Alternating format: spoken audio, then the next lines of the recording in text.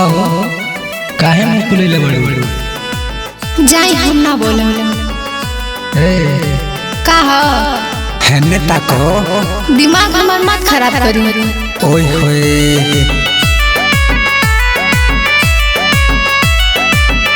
बाहनु हवा फुलोले बोल के बटे सतवले ए का हो मान जा बाड़ू मुहावा फुलोले बोल के बटे सतोले काहे रोताड़ू बोल जान का भई काहे रोताड़ू बोल जान का भई कुशीनगर वाला कान वाली राजा टूट गइल पहडरौना वाला कान वाली राजा टूट गइल। अरे तो का हो जाई दोसर की ना जाइनु ना हमरा ओहे जाने उ हमर माई हो देले रहे जी।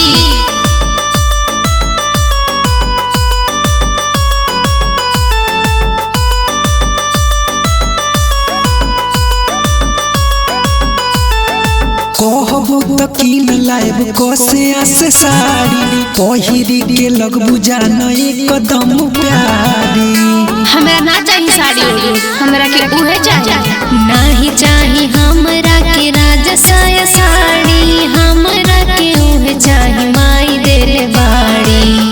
नजर के कर जान तोहे लाग गइल नजर के कर जान तोहे लाग गइल। कुशीनगर वाला कान वाली राजा टूट गइल पहडरौना वाला कान वाली राजा टूट गइल। ए का मान जाना हम ना माने हमर कहीं से ले के दी।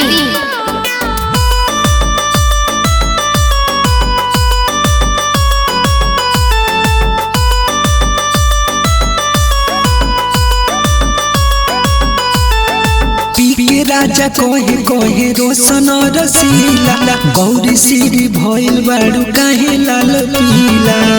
ढेर दिमाग हमर मत खराब करी बुझनी।